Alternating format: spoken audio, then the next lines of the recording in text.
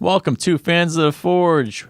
We are wrapping up Season 5, Episode 32, the Invitational Tournament Round 3, where we have the Blacksmiths. Mm-hmm. All right, I'm Sean. To my right, we have Chris. And all the way over there, we have Teresa.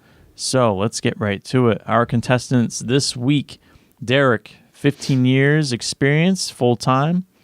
We have Carl, is a part-time smith at 20 years of experience. Charlie, part-time, 5 years. And Tony, full-time, 6 years experience. So we all picked Derek for our regular picks. Teresa picked Charlie as her underdog, and Chris and I chose Tony as our underdog. Yep.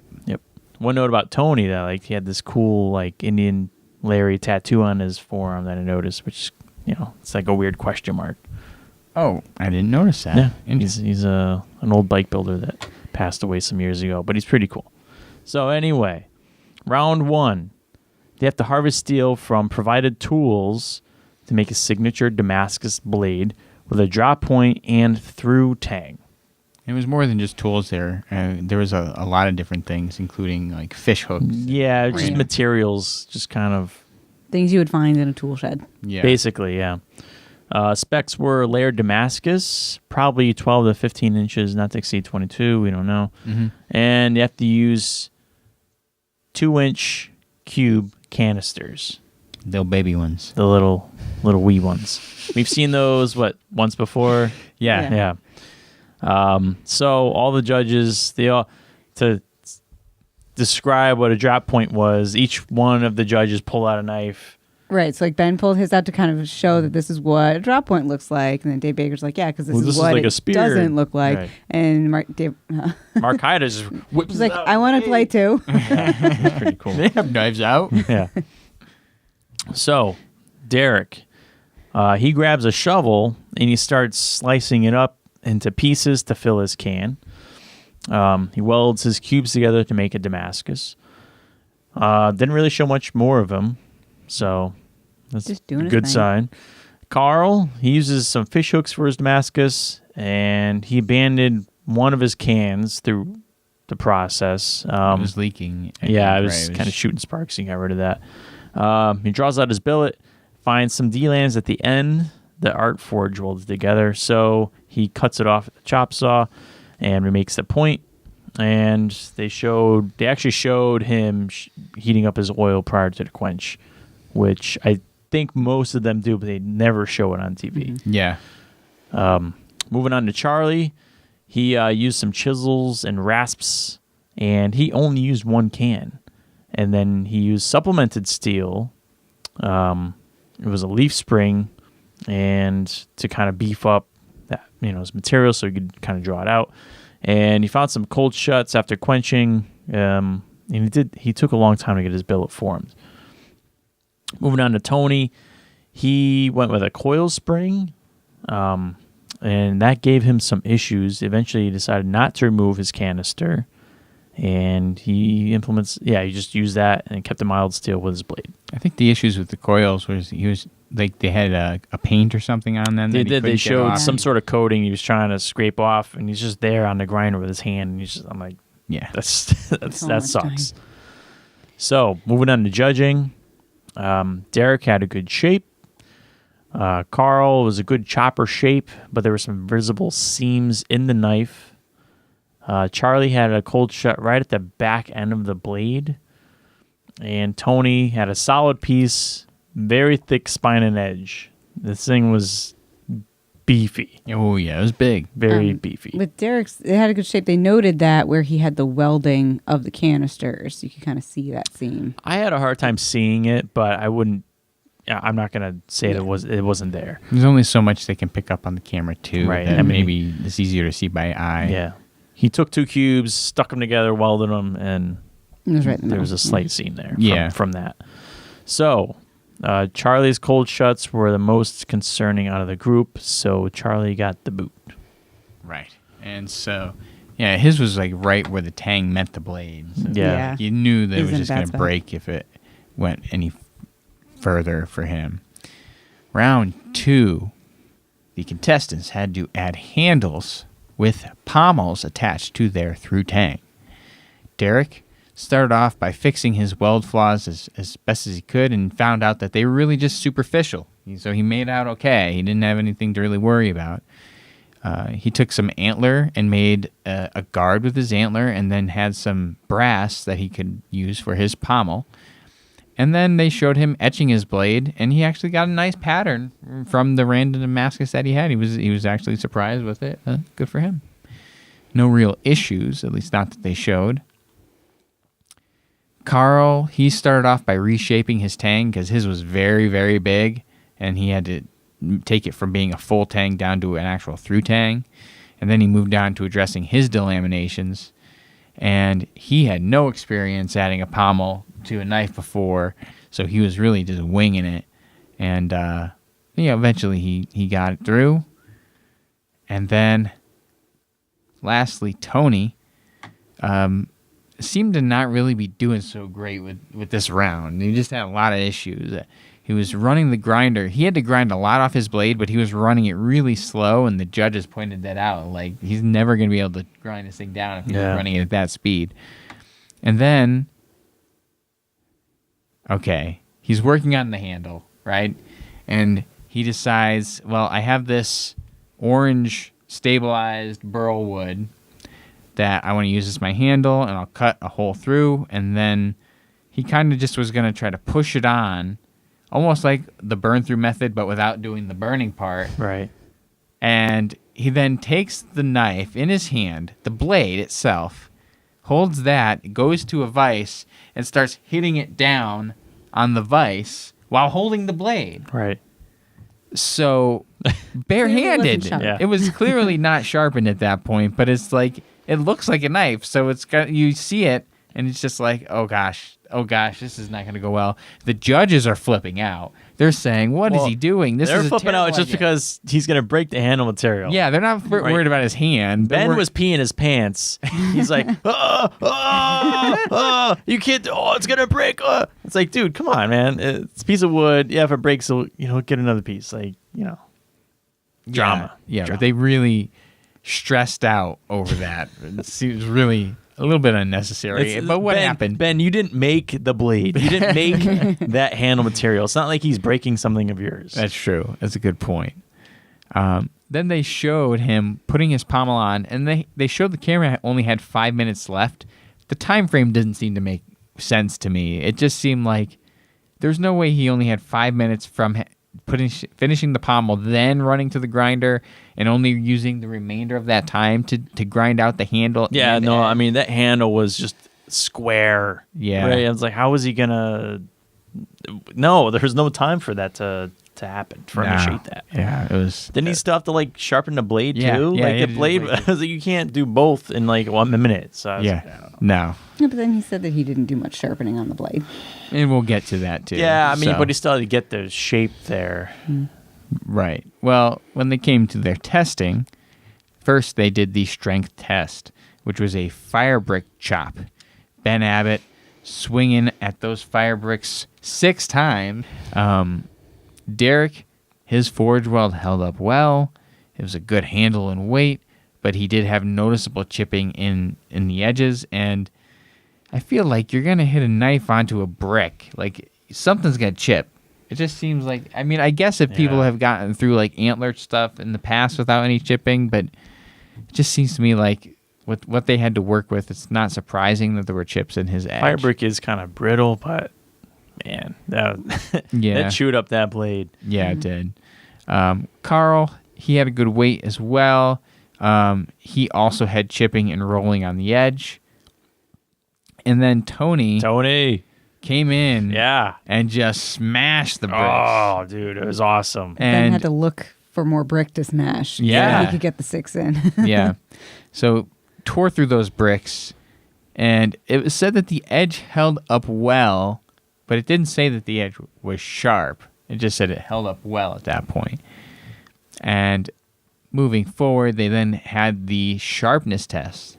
Doug Marqueta would do the grinder belt slash across 5 of these grinder belts, and this test didn't go so well. It was a difficult one. Mm-hmm. Derek only cut 1 and then part of the second one, and Doug said it will cut a little bit. Carl cut some of the first one, but didn't even make it all the way through. No. And it will cut even less. And then Tony, it just like bounced right off. I was hopeful. I was like, man, if he just gets anything, then he's moving on. Yeah, no. He got nothing. He got nothing. So, unfortunately, it was just, he had an edge as thick as like an axe edge. It just wasn't as a sharp edge. So, it just did not cut. And because of that, even though he demolished the fire bricks, he got the boot. Yeah.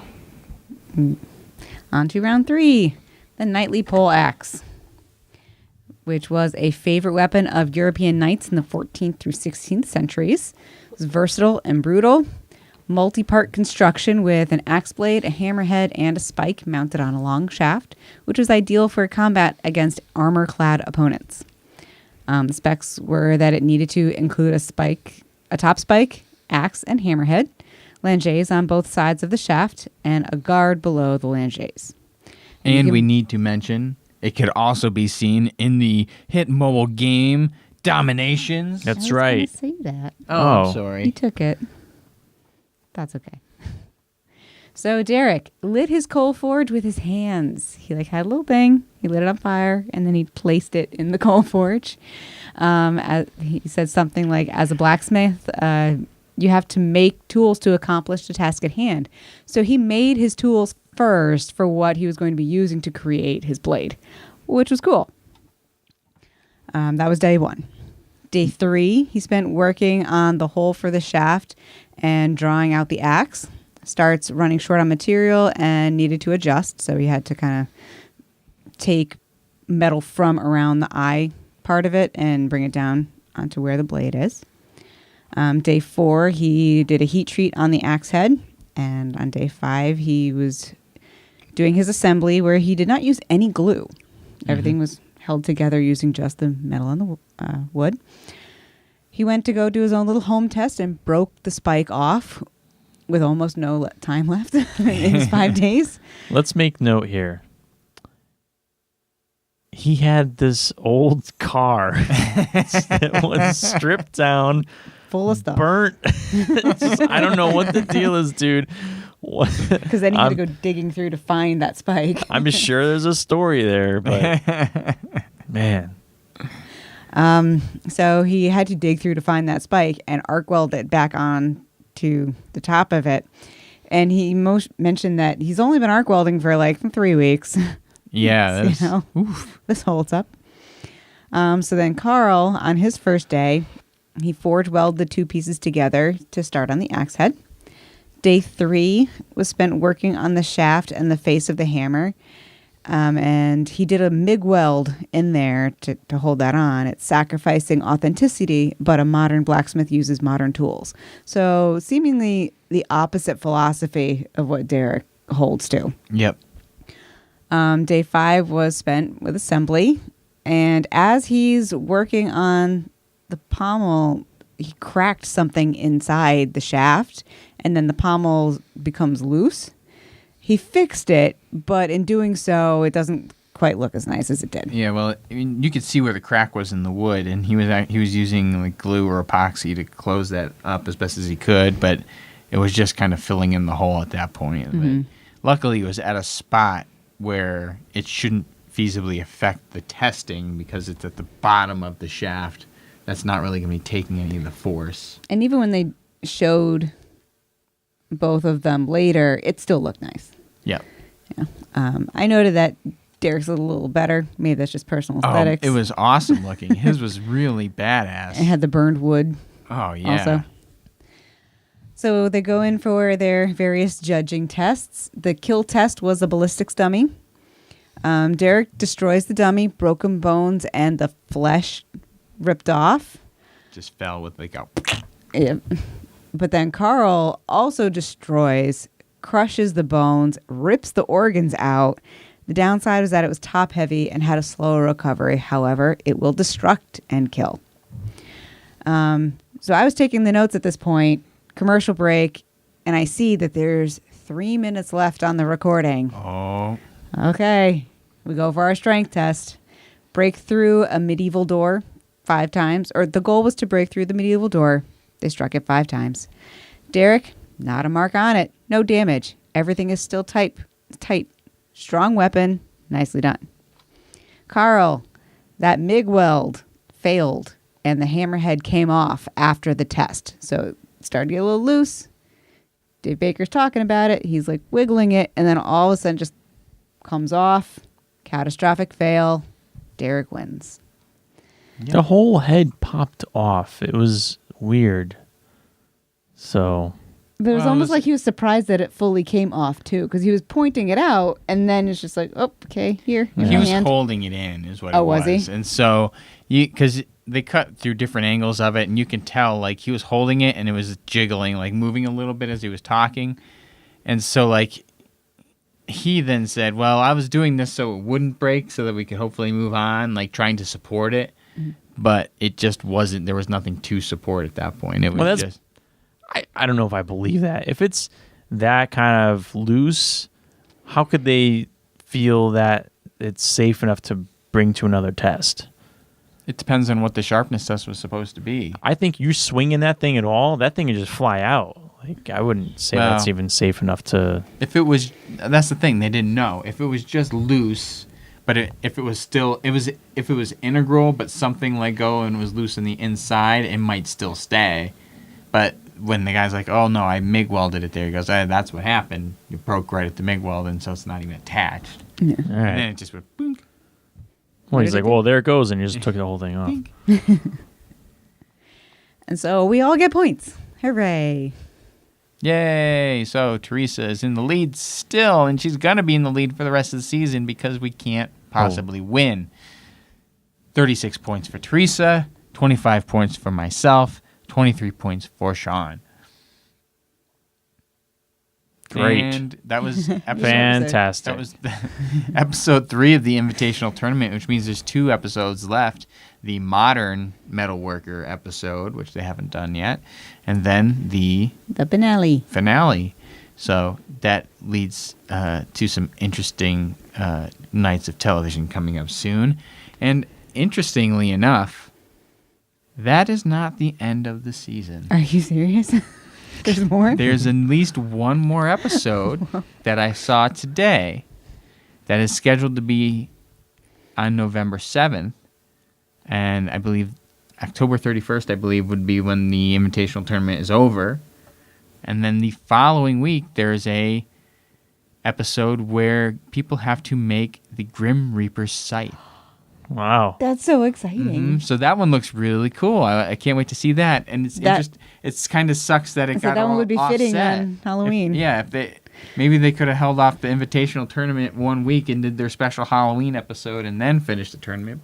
They could put any of these episodes before this, after all that stuff. Yeah, it didn't really matter. But anyway, so the season is never going to end. More fun for us. But we might stop our game then. I get too frustrated with picking points. He gets so mad. I can't. Well, you know they don't matter. It doesn't matter. It's over with. It's his whole family doesn't matter. does this. They can't lose.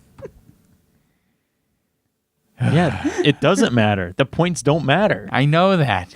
It doesn't matter. I can't control when I am in some sort of competition. I need to You win. lost. I know. There's no but more I want points competition. still. We're still getting points. So you're trying really hard for second, even though you're in second. You want to make sure you stay there. Because one wrong move, and then you bump me into third place, and then I'm in last. You need 2 wrong moves. I can only catch you next episode as long as we don't have the same pick. And then I have to get the underdog. So you have to have 0. I have to have the underdog to catch you. Yes, I am aware. All of this explanation means nothing to me. All I know is I need points, even though I can't win. I'll give you my points. You want my points? It's not how it works. Okay. So you'd win then if Sean gave you his points. That's not how it works. You win, Chris. No. You're a winner. You stole my points. Okay, enough. charity points. Your point has been made. Anyway, that was the episode. Season 5, episode 32. Invitational Tournament Round 3. The Blacksmiths, and they had to make the Knightly Poleaxe. Thank you for watching. Thank you for subscribing on YouTube. We are at 198 on YouTube. Nice. We're so close. Get us to 200 if you're seeing this and you're not subscribing. Did we get anything for 200? No. Bragging rights. If you guys get us to 1,000, I think we get something special. I don't know. I don't remember what, but That's a lot to ask. 200's cool, though. 200's cool. You know, we're getting ever closer to hitting 700 Instagram followers, so that's Nice. kind of neat. Yeah, so that's that. We will catch you on the next one. See ya. Bye.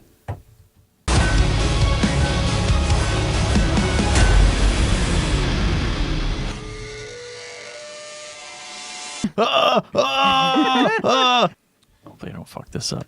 That's why Chris wanted to do the mouse. I just got to be Never careful where I place my thumb. That's all. Yeah, don't hit the button. I know. Got to get you a different mouse. Or just don't hit the button. Well, it's not that easy. Look where rest of us- your thumb the rest of us manage. The thumb just goes there. It does. Oh! I hit it. Look what happened.